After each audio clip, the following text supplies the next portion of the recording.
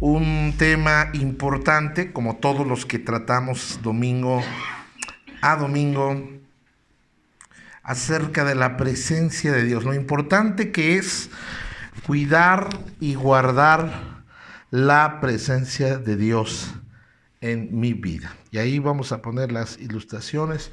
Quiero hablarles de un personaje en la Biblia, y este personaje se llama Obed-Edom. ¿Cómo se llamaba nuestro personaje de hoy? Obed-Edom. Y Obed-Edom está ligada su vida, su historia, a la presencia de Dios. Es un hombre que en un momento de su vida, cuando se requirió, guardó el arca del pacto en su casa, y Dios le bendijo. Vamos a leer la palabra del Señor allí en el primer libro de las Crónicas, capítulo número 13, verso 9. Dice: pero cuando llegaron a la era de Kidón, Usa extendió su mano al arca para sostenerla, porque los bueyes tropezaban. Traían el arca del pacto como en una carreta, y la carreta era jalada por unos bueyes. Entonces los bueyes tropezaron, y esto hizo que el arca del pacto, y ahorita les voy a explicar qué era el arca del pacto, como que daba la impresión de que se iba a caer. Y a este muchacho Usa, quien es hijo del sumo sacerdote, se le hizo fácil detener el arca del pacto para que no se cayera. Y seguimos leyendo, versículo número 10. Y el furor de Jehová se encendió, había quebrantado a Usa, por lo que llamó aquel lugar, dice el versículo 10, y el furor de Jehová se encendió contra Usa y lo hirió, porque había extendido su mano al arca, y murió allí delante de Dios. Versículo número 11. Y David tuvo pesar, porque Jehová había quebrantado a Usa. Para que usted me entienda, o pueda entender esta parte que está en la versión 60, cuando dice que lo quebrantó, los historiadores y los teólogos dicen que literalmente Usa fue partido a la mitad. No más. Piense, el muchacho detiene el arca, Dios se molesta y muere en ese momento, cae muerto. Y dice, por eso llamó a aquel lugar Pérez Usa hasta hoy. Versículo número 12. Y David temió a Dios aquel día y dijo: ¿cómo he de traer, a dónde, hermanos? A mi casa el arca de Dios, porque la intención que David tenía, acuérdense que él quería construirle un templo, una casa a Dios, y el arca iba a estar en esa casa que David iba a construir. Sin embargo, Dios le dijo: mira, David, yo no quiero que tú me construyas una casa, porque eres un hombre que tiene sangre en sus manos. Te voy a dar la bendición, pero realmente quien la va a construir es tu hijo Salomón. Entonces, mientras construía esa casa, David tenía la intención de guardar el arca del pacto, ¿dónde? En su casa. Pero después de esto vino un temor. Versículo número 13. Y no trajo David el arca a su casa en la ciudad de David, sino que la llevó a casa de ¿quién, hermanos? De Obed-Edom Geteo. O Geteo, ¿verdad? Dice ahí la palabra del Señor. Y el arca de Dios estuvo con la familia. ¿Con quién estuvo el arca? Con la familia. Con la familia de Obed-Edom en su casa. ¿Cuánto tiempo estuvo? 3 meses. Ahora, me llama la atención esto, porque son dos contextos o dos panoramas totalmente diferentes. Y bendijo Jehová, ¿qué bendijo? La casa de Obed-Edom y todo lo que tenía. Yo no sé de usted, pero al leer unos cuantos pasajes viene a mi mente una pregunta. Hasta pareciera que hay un poco de confusión, porque por una parte, Usa, hijo del sumo sacerdote de aquellos días, nada más por detener el arca que se iba a caer, se cae muerto. Y este hombre, hasta David tuvo miedo de llevarse el arca, y entonces David le dice: mira, vamos a guardar el arca aquí en tu casa. Y hay una diferencia, porque el arca del pacto trajo bendición a Obed-Edom y todo lo que tenía en su casa. Ahorita vamos a explicarlo. Vamos a leer un pasaje más en el primer libro de Samuel, en la versión 60, capítulo 6. Solamente vamos a leer 2 versículos, 11 y 12. Y estuvo el arca de Jehová en casa de ¿quién, amados? ¿En dónde estaba? En casa de ¿quién? De Obed-edom, geteo, 3 meses. Una vez más. Y bendijo Jehová a Obed-edom, ¿y a quién? A toda su casa.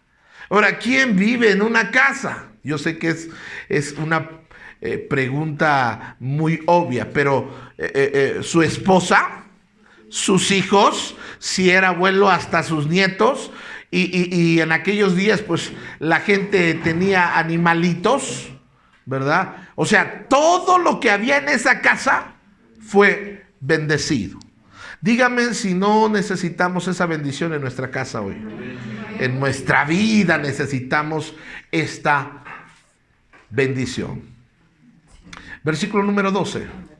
Fue dado aviso al rey David diciendo: Jehová ha bendecido la casa de Obed-edom y todo lo que tiene, ¿a causa de qué? Del arca de Dios. O sea, esa bendición no fue accidental, sino es porque el arca de Dios, que en aquellos días, ahorita le voy a explicar, representaba la presencia de Dios. Dice que fue bendecido a causa del arca de Dios. Entonces David fue y llevó con alegría el arca del pacto de casa de Obed-edom a la ciudad de David. Nos narra una historia tremenda, porque nos habla de un mueble, vamos a decirlo así, que simbolizaba la presencia de Dios en ellos. Los judíos tenían algo que se llamaba el arca del pacto, el arca de la alianza o el arca de Dios, que representaba la presencia de Dios. Y están trayendo de regreso esa arca que originalmente estaba dentro del tabernáculo, porque acuérdense que antes no había iglesia, no había templo, sino era un tabernáculo que Moisés tenía. ¿Sí se acuerdan? Que era desmontable en el desierto. Y en este tabernáculo estaba dividido en 3 partes. Estaba el patio, estaba el lugar santo y estaba el lugar santísimo. En el lugar santísimo se encontraba el arca del pacto. Y solamente una vez al año el sumo sacerdote, en una fecha determinada, podía entrar al lugar santísimo. Solamente la presencia de Dios literalmente en aquellos días era exclusiva en el sentido personal para el sumo sacerdote. Y esa arca, después de que habían entrado en la tierra prometida, ¿se acuerdan que el miércoles hablábamos acerca de que había muchos enemigos que no pudieron echar? Uno de esos enemigos eran los filisteos. ¿Quiénes eran? Y los filisteos una ocasión se robaron esa arca. Y se la llevaron y la guardaron en casa de su dios llamado Dagón. Y entonces se recupera el arca, y por eso es la historia. La traen de regreso y vienen caminando. Dentro del arca del pacto estaba la vara de Moisés, las tablas de la ley, ¿verdad? Y algunas otras cositas ahí que representan la provisión de Dios, el poder de Dios, el cuidado de Dios. Era un simbolismo de la presencia de Dios en la vida de el pueblo de Israel. Y algo que me gusta, hermanos, es que Dios no está limitado a 4 paredes. Amén. Dios es omnipresente. ¿Qué quiere decir esto? Que Él está en todo lugar. Él puede estar en todo lugar. Él está en todo lugar donde se invoca su nombre. Donde 2 o 3 estén congregados en mi nombre, ahí estoy yo. Ahora, se nos menciona que este joven, hijo del sumo sacerdote, quien también estaba siendo entrenado como sacerdote, que era custodio del arca del pacto, nos habla, era hijo de un hombre llamado Abinadab, le toca el arca, porque otra vez les recuerdo, va los bueyes en la carreta y de repente se va a caer el arca, y este joven lo que hace es que la detiene para que no se caiga, pero la palabra del Señor dice que cayó muerto o partido en dos. Y algunos hablan, yo estaba investigando por qué se murió, ¿verdad? Porque la Biblia en ese momento no aclara el por qué. Y entonces estaba yo estudiando este asunto del arca del pacto, y algunos teólogos nos enseñan o nos dicen que la razón de por qué cayó muerto es porque tocó de una manera inadecuada o inadecuadamente tocó el arca del pacto. Amén. Por esa razón, la tocó de manera inadecuada. Ahorita le voy a decir qué es eso. Ahora, podemos tener la presencia de Dios. De hecho, en el Antiguo Testamento tenían esto que era el arca del pacto, que era un simbolismo de la presencia de Dios. Y luego Salomón construyó un templo y ahí se puso el arca y ahí estaba simbólicamente la presencia de Dios. Pero en el Nuevo Testamento, eso era para los judíos. En el Nuevo Testamento, Dios ya no habita en un lugar hecho de piedra o en un templo hecho de manos de hombres. La palabra de Dios dice que ahora mi cuerpo, ahora mi vida es el templo donde la presencia de Dios reposa todos los días. Amén.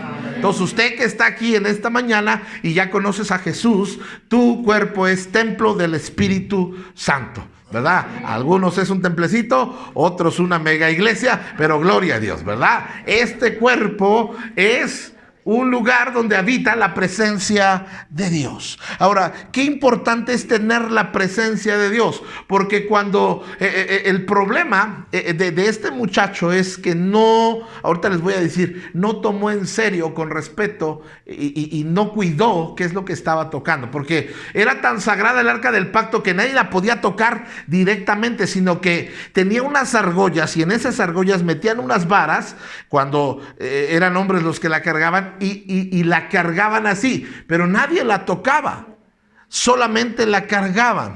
Ahora, tú y yo somos morada y templo del Espíritu Santo de Dios. Ahora, a mí me llama la atención una cosa.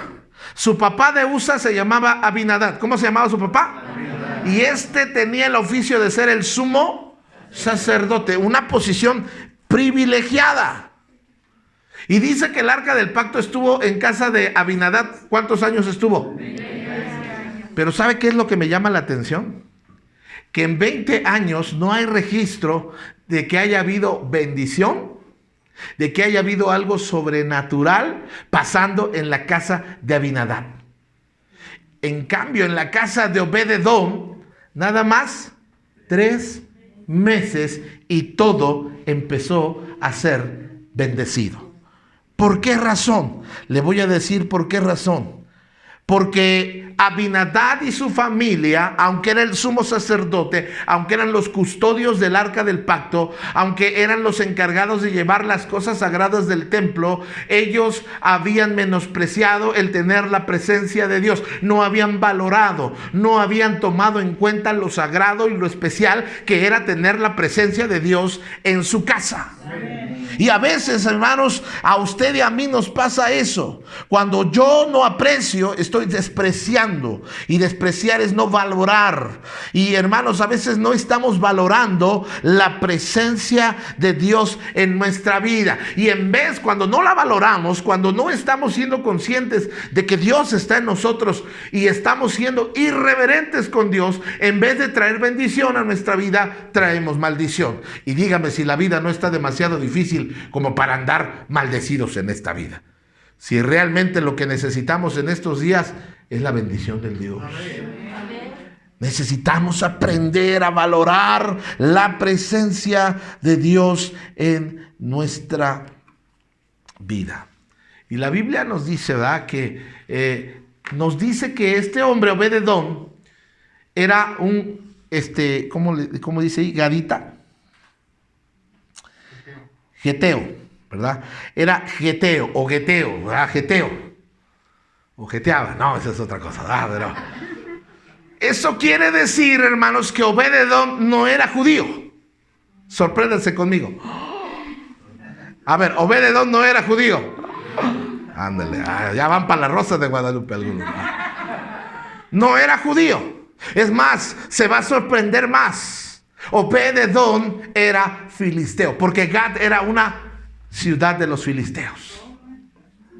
Es más, Obed-edom fue contemporáneo de Goliat.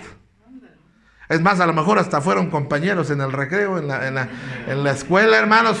Pero Obed-edom no era judío. Obed-edom era un filisteo. Y uno dice, ¿cómo es posible? Aquel era hijo del sacerdote, era judío, custodio del arca del pacto. Este es filisteo, este ni es parte del pueblo de Dios. ¿Qué es lo que trajo bendición entonces? Era la actitud con respecto a la presencia de Dios.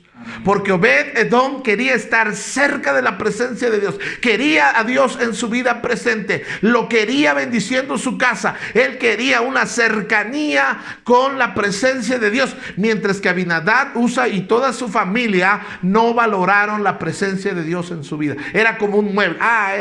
Era como algo de costumbre. Si algo nos va a enseñar este momento de cuarentena, esta pandemia, es qué importante es la presencia de Dios en nuestra vida. Este tiempo, amados hermanos, nos debe ayudar a valorar cuando la iglesia estaba abierta, cuando nos podíamos reunir a cantar, cuando podíamos tener convivios. Todo eso lo vamos a extrañar todo este tiempo. ¿Y sabe qué? Muchos van a valorar, dicen que nadie sabe lo que tiene hasta que lo ve perdido. Qué curioso. De la misma manera les pasó a Obed-edom, a Abinadab y a su familia. Entonces, lo diferente de estas personas era el hambre. En uno estuvo 20 años y no pasó nada. Yo les voy a decir esto, hermanos amados, con todo cariño y todo respeto. Pero si usted tiene muchos años de cristianos y no ha pasado nada maravilloso en su vida, es probablemente que no está valorando la presencia de Dios en su vida.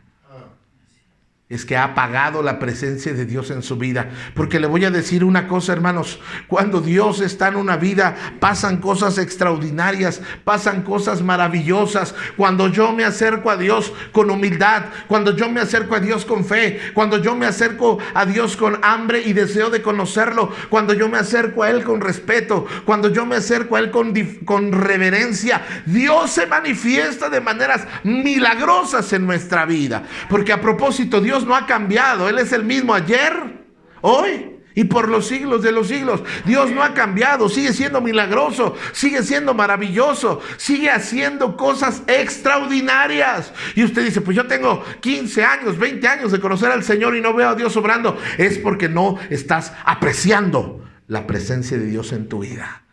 Porque cuando Dios está en una vida, hermanos, una vida no puede ser igual, hermanos. Es diferente. Fíjese, y el arca de Dios estuvo con la familia. ¿Estuvo con quién? Con la familia. Yo no sé, hermanos, pero si algo necesitamos más en estos días es la bendición de Dios como familia.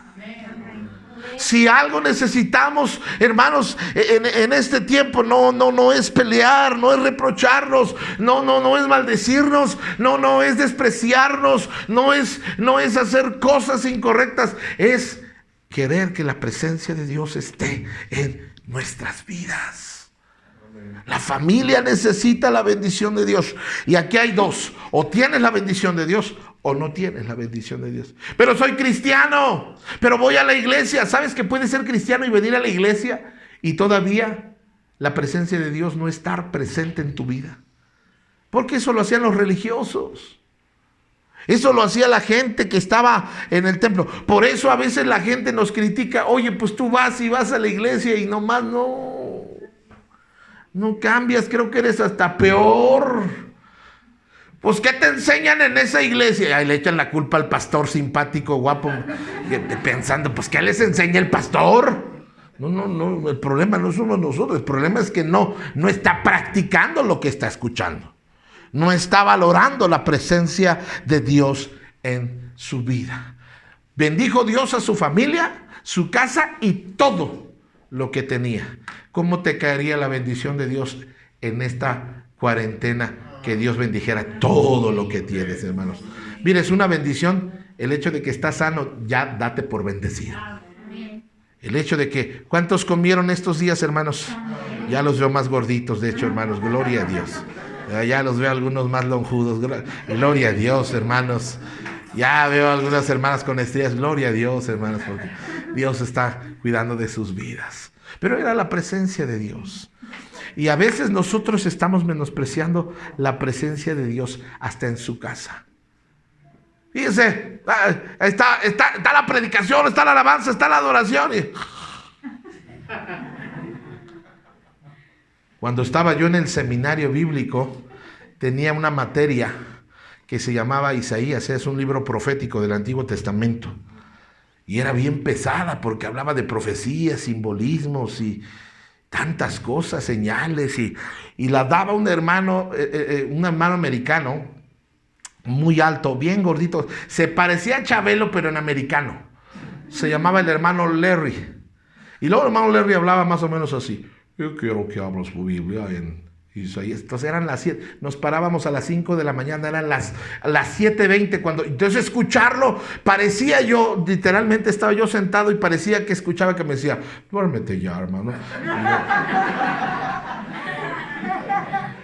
Y hermanos, yo me dormía, pero me arrullaba y yo hasta, ay, qué rico, que el hermano siga hablando, hermano, me estoy... Y un día me dice, hermano Mauricio, no ore por mí aquí, ora en tu cuarto. Él pensaba que estaba orando, pero... Qué ingenuo, pobrecito. Pero yo no me la trago que estás orando por mí, estás dormido.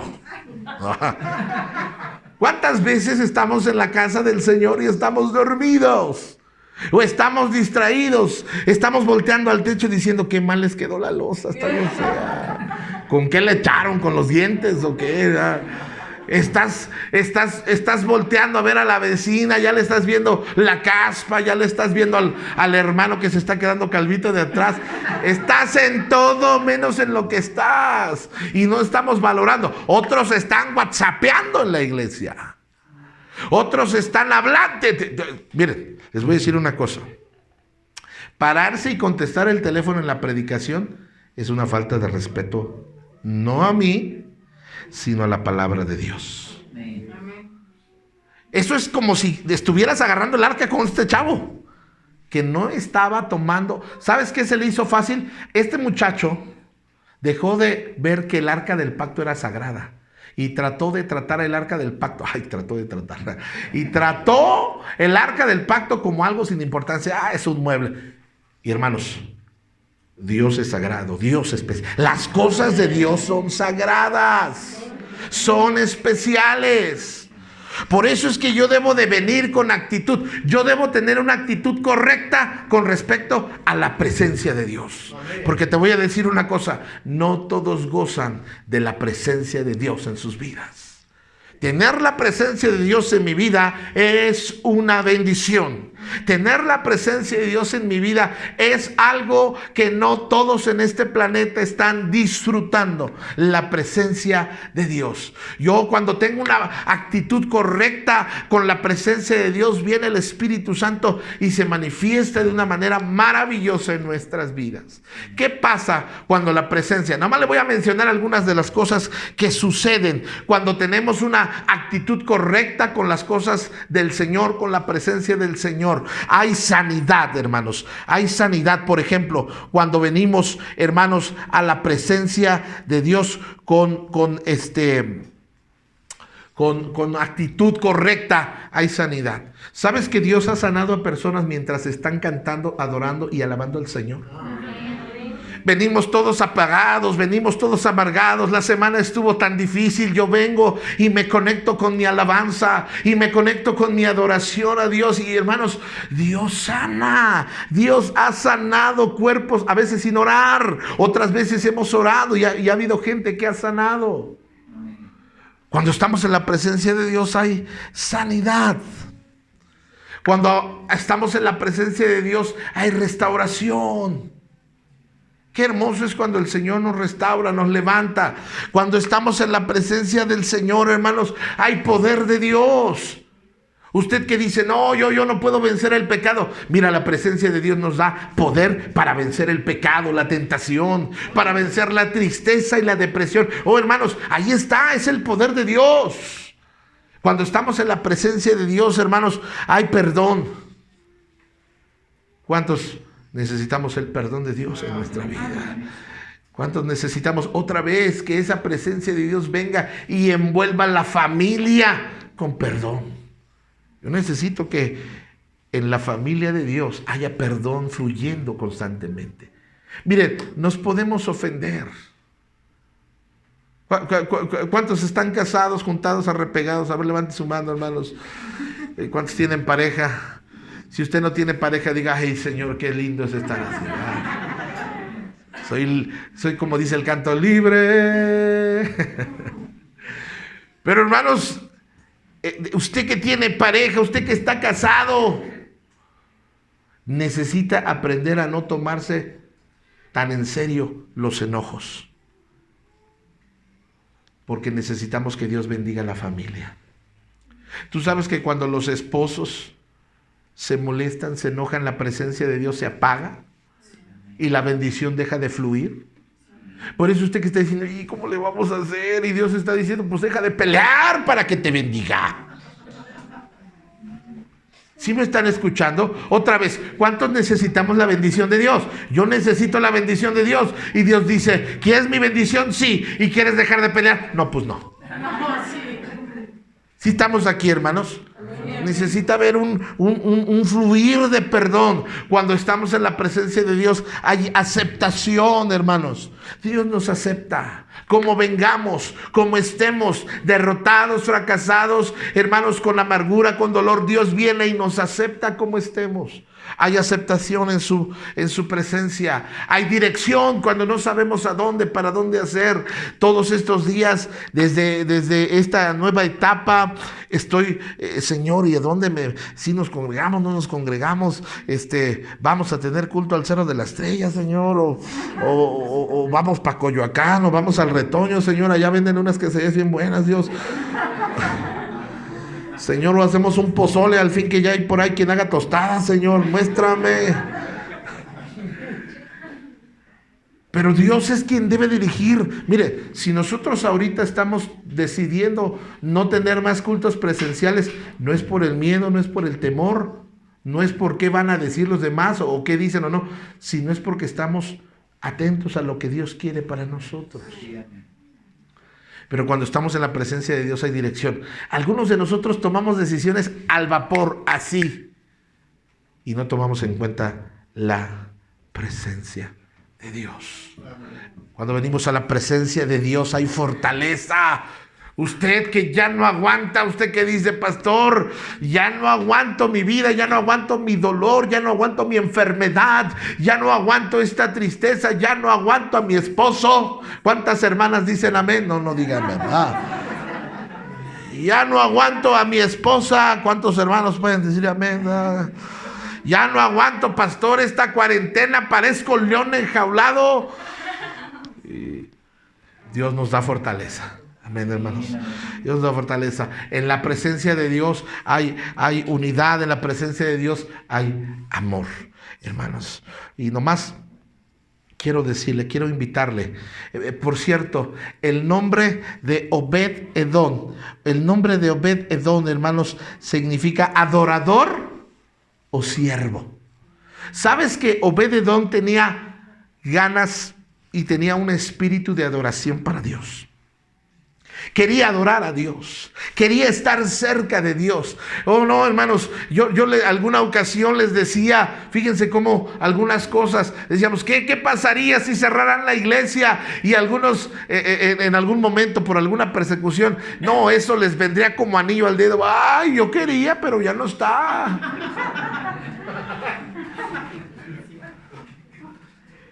Miren, mis queridos hermanos, debe de haber hambre y sed en el corazón de los hijos de Dios de adorar a Dios. Nos debe poder, en cierta manera, hermanos, nos debe dar tristeza no congregarnos presencialmente. No que algunos digan, ay, al fin.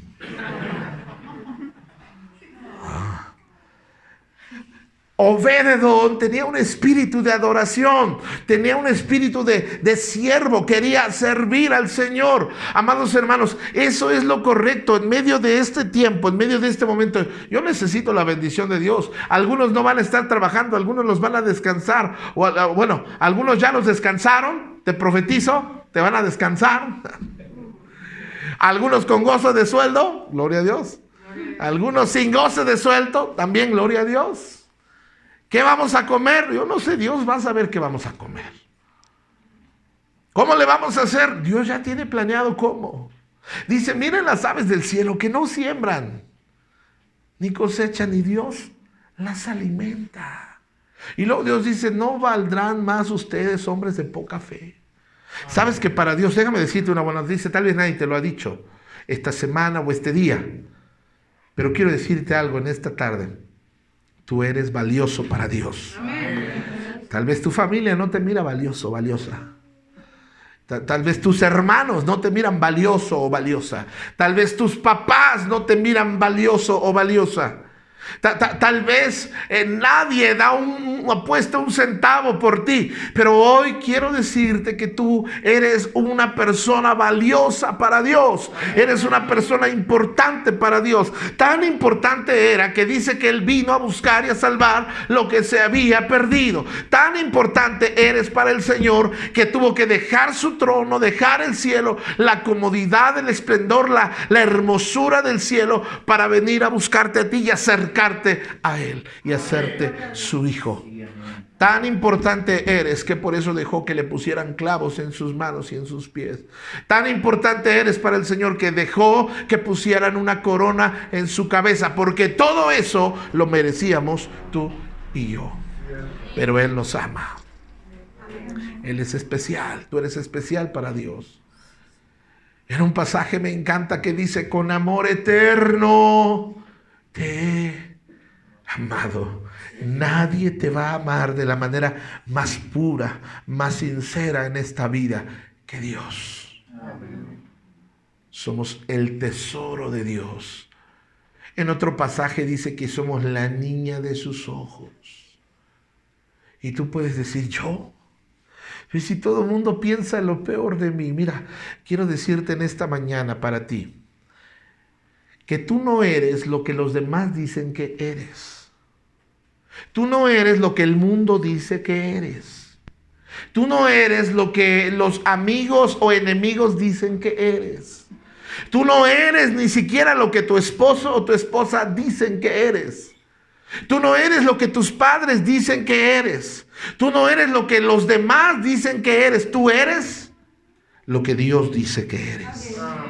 Y tú eres un hijo, una hija de Dios. Valioso, especial e importante. Vamos a tener en estos días la oportunidad de tener la presencia de Dios en nuestras casas. Tenemos que valorar.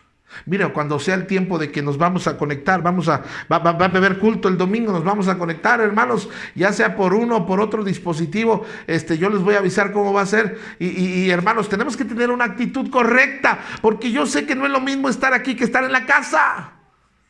Pero por favor, cuando sea la hora del culto, dedica ese tiempo, esa media hora o una hora que vamos a tener a través de estos dispositivos por el momento. Un día volveremos otra vez. Pero mientras estamos, no vayas a estar comiendo huevos con tocino y viendo la predicación. Imagínate ahí adorando al Señor, oliendo a tocino, hermanos. No vayas a estar, hermanos, ahí está el pastor en la transmisión y tú estás viendo TV Azteca, ¿verdad? A un lado, ¿verdad? ¿Qué dijo el pastor? ¿Qué dijo? O las luchas. No, hermanos.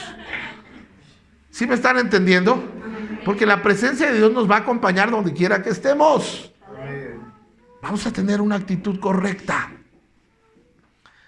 Ok, ¿qué necesito en mi casa? ¿Qué necesito en mi vida? Yo necesito que en mi casa haya bendición. Yo volteé a ver, hoy veo a mi hijo, hoy cumplió 16, gracias al Señor. Soltero todavía, gracias al Señor. Y estoy viendo lo que mi hijo más necesita es la bendición de Dios. Tú contempla a tus hijos, mira a tus hijos, no importa qué edad tengan. Pero tus hijos necesitan la bendición de Dios. Amén. Usted que ya es abuelo o abuela, necesita la bendición de Dios. Sus nietos necesitan la bendición de Dios. Usted que está en la casa, miren hermanos, de verdad, amados hermanos, es tan difícil. La vida ya es difícil de por sí. Y luego vivirla bajo maldición es todavía más difícil. Y si algo necesita tu casa, tu familia, es bendición. Pero esa bendición no viene porque tú le digas, Dios bendíceme. No, Dios no nos bendice porque yo le diga que nos bendice. Dios nos bendice por la actitud que tomamos con respecto a su presencia. Abinadab tuvo el arca del pacto 20 largos años. Y la vida de Abinadab y de sus hijos era seca, era triste. Y uno de sus hijos murió de una manera terrible por no tener una actitud correcta a la presencia de Dios. Tu matrimonio no va a sobrevivir, tu vida no va a salir adelante, no vas a hacerla en esta vida sin la presencia de Dios. Nuestra economía, hermanos, no va a despegar sin la presencia de Dios. Nada nos va a salir bien sin la presencia de Dios. Yo quiero que Dios esté en mi casa. Hay testimonios de gente que ha venido aquí a la casa y una de las cosas que dicen es, aquí se siente mucha paz. Y yo digo, pues sí, también hay muchas cucarachas. Pero se siente mucha paz. ¿Sabe por qué? No es porque, es que los muros están de blancos y el blanco trae paz, como que atrae las vibras buenas. Y no, esto no es de vibras. Es porque la presencia de Dios está constantemente en este lugar. Pero esta presencia que está aquí, se puede ir contigo a tu casa. Pero tienes que tener una actitud correcta a la presencia de Dios. Valorar la presencia de Dios. Ser reverente a la presencia de Dios. ¿Sabes que Dios nos acompaña a donde quiera que nosotros vamos? Por eso cuando pones un cigarrillo en tus labios y estás fumando a la presencia de Dios. Cuando te avientas tus drinks, traducción, tus tragos, estás haciéndolo en la presencia de Dios. Cuando te estás agarrando del chongo con tu marido, le estoy hablando, señora, estás haciéndolo en presencia de Dios. Cuando te agarras a decir groserías y maldiciones y recordarle a tu suegra, a tu esposo, hermano, hermana, estás haciéndolo en la presencia de Dios. ¿Sí me están escuchando? Amén. ¿Y cómo queremos que la presencia de Dios se mueva? Y luego maldiciendo por un lado y llorando por el otro. Dios bendícenos. Es que es nuestra actitud con respecto a la presencia de Dios. Termino con este pasaje. Si ponemos la música, por favor, hijo. No más léanlos, escúchenlos, perdón. Hechos 2:2, hablando con respecto de las reuniones en casa. Hechos 2:2, y de repente vino del cielo un estruendo como viento recio que soplaba, el cual llenó toda la casa donde estaban sentados. Hechos 2:46, y perseveraban en la doctrina de los apóstoles, en la comunión unos con otros y en el partimiento del pan y las oraciones. Hechos 5:42, y todos los días en el templo y por las casas no cesaban de enseñar y predicar a Jesucristo. Romanos 16:3 y 4, saludad a Priscila y Aquila, mis colaboradores en Cristo, que expusieron su vida por mí, los cuales no solo yo doy gracias, sino también a todas las iglesias de los gentiles. Primera de Corintios 16:19, la iglesia de Asia os saluda, Aquila y Priscila, con la iglesia que está en su casa os saludan mucho en el Señor. Filemón, el capítulo que quiera, pero el versículo número 2.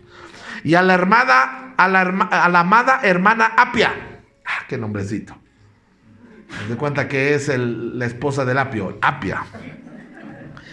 La hermana Apia y Arquipo. Ay, Señor, ahí están nombres para los nietos, hermanos. Y Arquipo, nuestro compañero de milicia, y a la iglesia que está en tu casa. Colosenses 4:15, saludad a los hermanos que están en la Odisea, a Ninfas y a la iglesia que está en su casa. Vamos a tener todo este mes, porque nosotros tenemos un concepto equivocado. Fíjense cómo decimos, vamos a la iglesia, pero ¿sabes que la iglesia eres tú? Amén. La iglesia no es un lugar, la iglesia es alguien.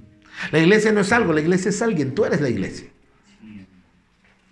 Y estos días vamos a tener la oportunidad de ser la iglesia en casa. ¿Y cuándo va a ir a predicar, pastor? No, tú vas a predicar, tú vas a leer la Biblia. Tú vas a orar. Necesitamos empezar a tener la presencia de Dios en nuestra vida. Usted que se siente desanimado, desalentado, usted que se siente enfermo, usted que siente que ya se quiere morir, usted que tiene muchos problemas en su casa, usted que ya no haya ni qué hacer con tantas dificultades, quiero decirle en esta mañana, tú necesitas la presencia de Dios. Y usted dice, pero pastor, soy cristiano, tengo muchos años de conocer la palabra. Una cosa es conocer la palabra y otra es vivir la palabra. Y cuando yo vivo la palabra, la presencia de Dios me llena, me sustenta. Usted que está triste y depresivo, en su presencia, dice el libro de los Salmos, hay plenitud, hay abundancia de gozo. Deja que el Señor en su presencia sane las cosas que están mal en tu casa. Quiero invitarle a cerrar sus ojos un momento. Y vamos a orar.